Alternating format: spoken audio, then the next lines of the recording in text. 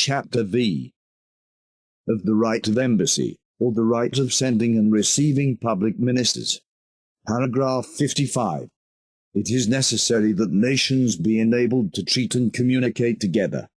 It is necessary that nations should treat and hold intercourse together, in order to promote their interests, to avoid injuring each other, and to adjust and terminate their disputes.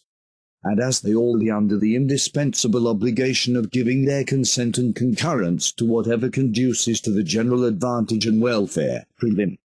Paragraph 13. Of procuring the means of accommodating and terminating their differences. Book 2. Paragraph 323. C. And as each has a right to everything which her preservation requires. Book I. Paragraph 18. To everything which can promote her perfection without injuring others. Paragraph 23. As also to the necessary means of fulfilling her duties. It results from the premises that each nation is at once possessed of the right to treat and communicate with others, and bound by reciprocal obligation to consent to such communication as far as the situation of her affairs will permit her. Paragraph 56. They do this by the agency of public ministers. But nations or sovereign states do not treat together immediately, and their rulers or sovereigns cannot well come to a personal conference in order to treat of their affairs. Such interviews would often be impracticable, and exclusive of delays, trouble, expense, and so many other inconveniences. It is rarely, according to the observation of Philip de Comines, that any good effect could be expected from them. The only expedient, therefore, which remains for nations and sovereigns, is to communicate and treat with each other by the agency of procurators or mandatories, of delegates charged with their commands, and vested with their powers, that is to say, public ministers. This term, in its more extensive and general sense, denotes any person entrusted with the management of public affairs, but is more particularly understood to designate one who acts in such capacity at a foreign court. At present there are several orders of public ministers, and in the sequel we shall speak of them. But whatever difference custom has introduced between them, the essential character is common to them all. I mean that of minister, and in some sort, representative of a foreign power, a person charged with the commands of the power, and delegated to manage his affairs, and that quality is sufficient for our present purpose. Paragraph 57. Every sovereign state then has a right to send and to receive public ministers, for they are necessary instruments in the management of those affairs which sovereigns have to transact with each other, and the channels of the correspondence which they have a right to carry on. In the first chapter of this work may be seen who are those sovereigns, and what those independent states that are entitled to rank in the great society of nations. They are the powers to whom belongs the right of embassy. Paragraph 58. An unequal alliance, or a treaty of protection, does not take away this right. An unequal alliance, or even a treaty of protection, not being incompatible with sovereignty. Book I. Paragraph 5, 6, such treaties do not of themselves deprive a state of the right of sending and receiving public ministers. If the inferior ally or the party protected has not expressly renounced the right of entertaining connections and treating with other powers, he necessarily retains it of sending ministers to them, and of receiving their ministers in turn. The same rule applies to such vassals and tributaries as are not subjects. Book I. Paragraph 7, 8. Paragraph 59. Right of the princes and states of the empire in this respect.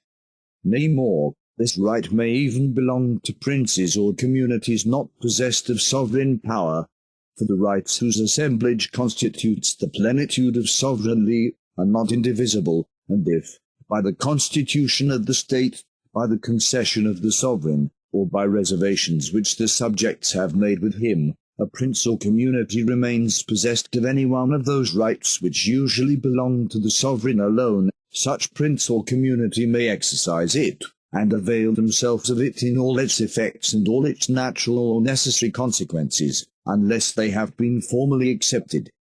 Though the princes and states of the empire are dependent on the emperor and the empire, yet they are sovereign in many respects. And as the constitutions of the empire secure to them the right of treating with foreign powers and contracting alliances with them, they incontestably have also that of sending and receiving public ministers. The emperors, indeed, when they felt themselves able to carry their pretensions very high, have sometimes disputed that right, or at least attempted to render the exercise of it subject to the control of their supreme authority, insisting that their permission was necessary to give it a sanction. But since the Peace of Westphalia, and by means of the imperial capitulations, the princes and states of Germany have been able to maintain themselves in the possession of that right, and they have secured to themselves so many other rights, that the empire is now considered as a republic of sovereigns. Paragraph 60. Cities that have the right of banner. There are even cities which are and which acknowledge themselves to be in a state of subjection, but have nevertheless a right to receive the ministers of foreign powers, and to send them deputies, since they have a right to treat with them. This latter circumstance is the main point upon which the whole question turns, for whosoever has a right to the end, has a right to the means.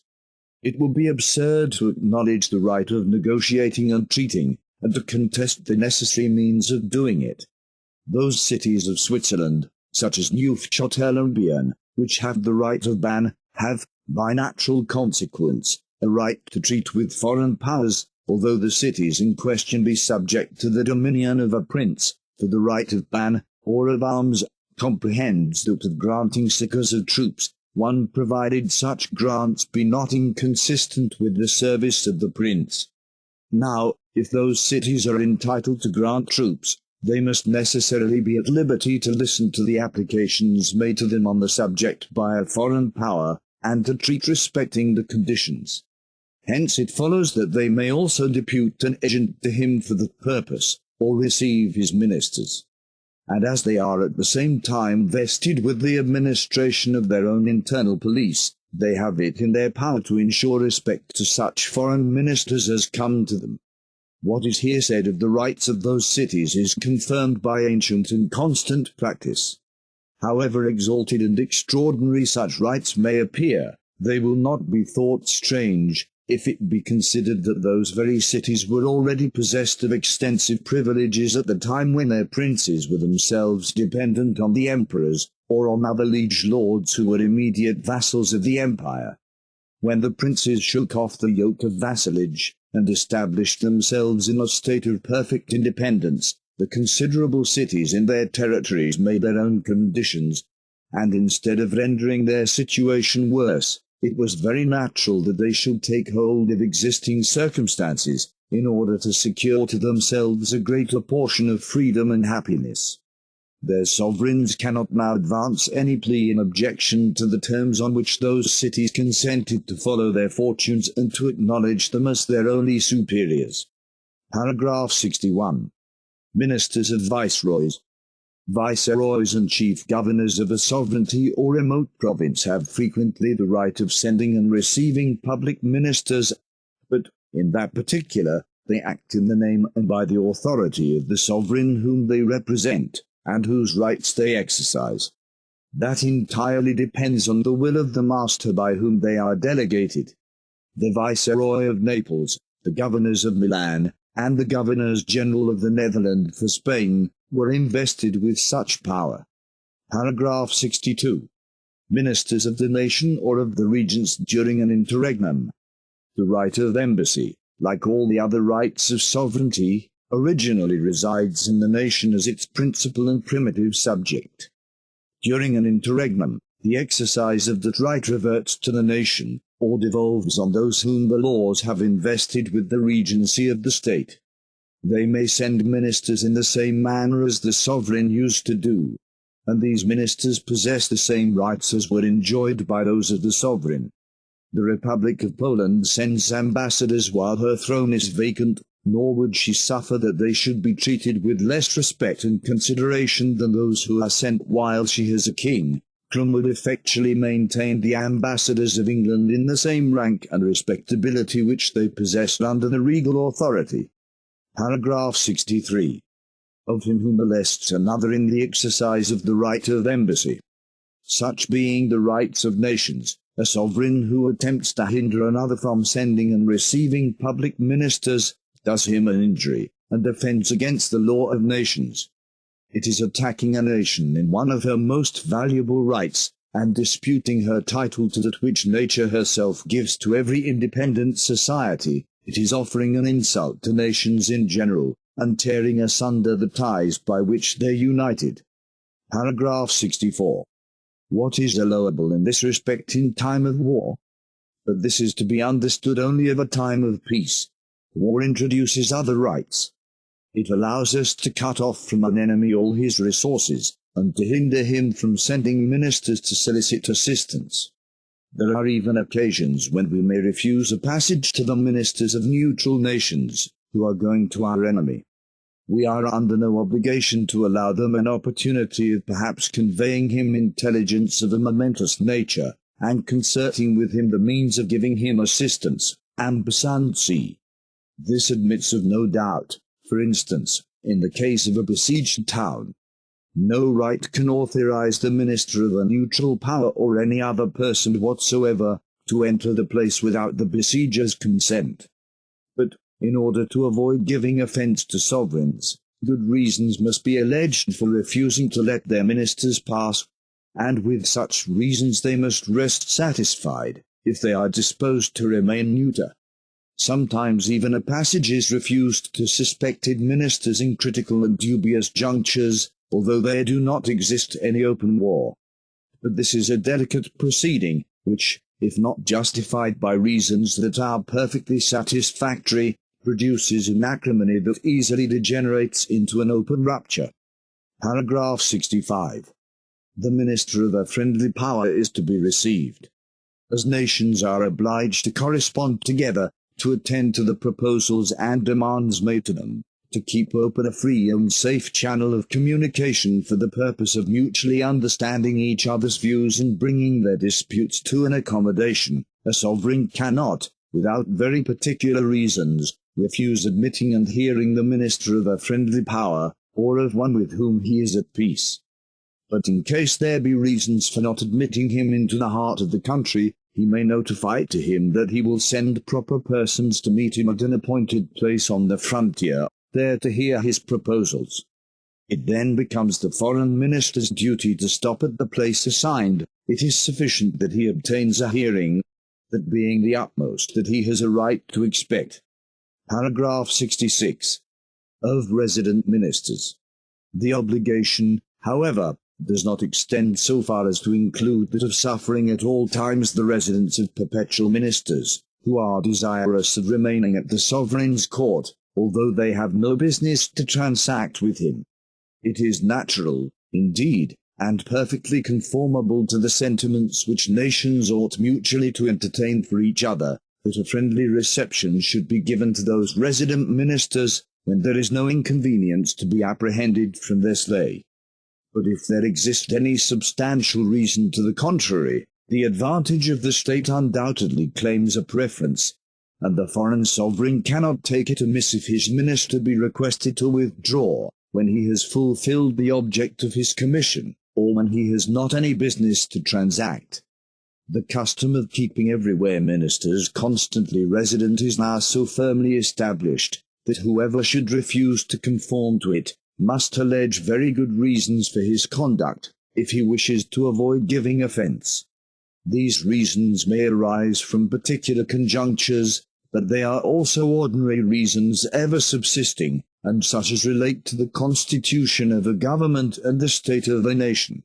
Republics would often have very good reasons of the latter kind to excuse themselves from continually suffering the residence of foreign ministers who corrupt the citizens, gain them over to their masters, to the great detriment of the Republic, and excite and foment parties in the state, ambassadcy.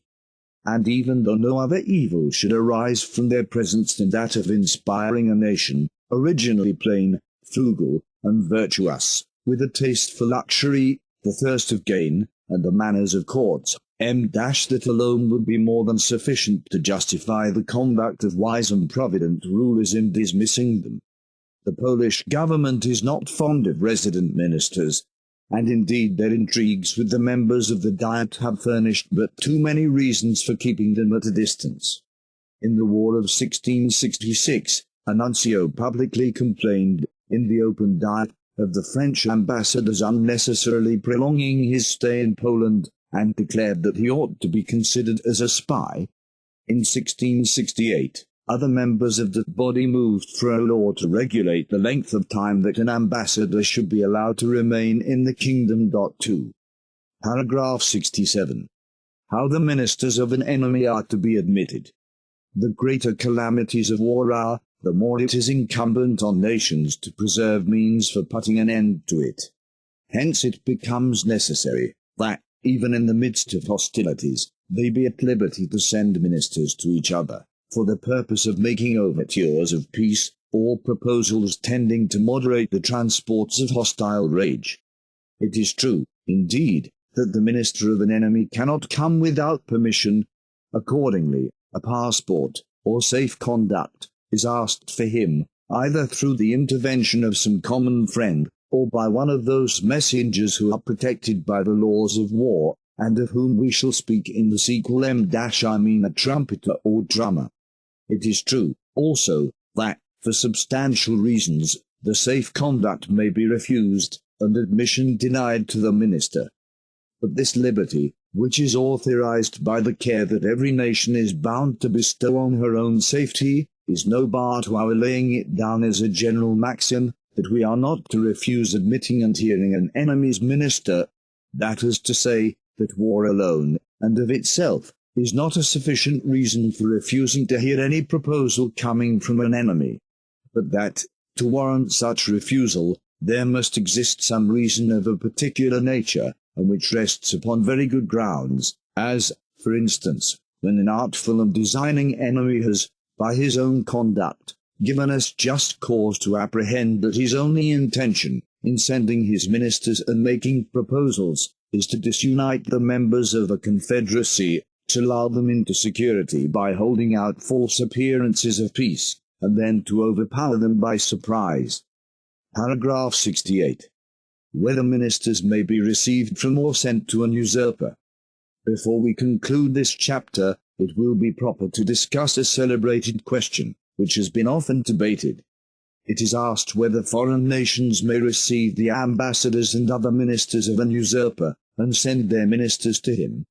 In this particular, foreign powers take for their rule the circumstance of actual possession, if the interest of their affairs so require, and, indeed, there cannot be a more certain rule, or one that is more agreeable to the law of nations and the independency of states. As foreigners have no right to interfere in the domestic concerns of a nation, they are not obliged to canvass and scrutinize her conduct in the management of them, in order to determine how far it is either just or unjust. They may, if they think proper, suppose the right to be annexed to the possession. When a nation has expelled her sovereign, other powers, who do not choose to declare against her, and to risk the consequences of her enmity or open hostility, consider her thenceforward as a free and sovereign state, without taking on themselves to determine whether she has acted justly in withdrawing from her allegiance to the prince by whom she was governed. Cardinal Mazarin received Lockhart, whom Cromwell had sent as ambassador from the Republic of England, and refused to see either King Charles II or his ministers. If a people, after having expelled their prince, submit to another if they change the order of succession, and acknowledge a sovereign to the prejudice of the natural and appointed heir, foreign powers may, in this instance also, consider what has been done as lawful. It is no quarrel or business of theirs. At the beginning of the last century, Charles, Duke of Sudermania, having obtained the crown of Sweden, to the prejudice of his nephew Sigismund, King of Poland, was soon acknowledged by most sovereigns. Villeroy, minister of the French monarch, Henry IV, in his dispatches of the 8th of April, 1608, plainly said to the President, J9, all these reasons and considerations shall not prevent the king from treating with Charles, if he finds it to be his interest, and that of his kingdom. This remark was sensible and judicious. The King of France was neither the judge nor the guardian of the Swedish nation, that he should, contrary to the interests of his own kingdom, refuse to acknowledge the king whom Sweden had chosen, under pretence that a competitor had termed Charles an usurper. Had the charge been even founded in justice, it was an affair which did not fall under the cognizance of foreigners. Therefore, when foreign powers have received the ministers of an usurper, and sent theirs to him, the lawful prince, on recovering the throne, cannot complain of these measures as an injury, nor justly make them the ground of a war, provided those powers have not proceeded to greater lengths, nor furnished any assistance against him. But to acknowledge the dethroned prince or his heir, after the state has solemnly acknowledged the person to whom the sceptre has been transferred, is an injury done to the latter, and a profession of enmity to the nation that has chosen him. Such a step, hazarded in favour of James the Second's son, was, by William III and the British nation, alleged as one of the principal reasons of the war which England soon after declared against France. Notwithstanding all the caution, and all the protestations of Louis XIV, his acknowledgment of young Stuart, as King of England, Scotland, and Ireland, under the title of James III, was considered by the English as an injury done both to the king and to the nation.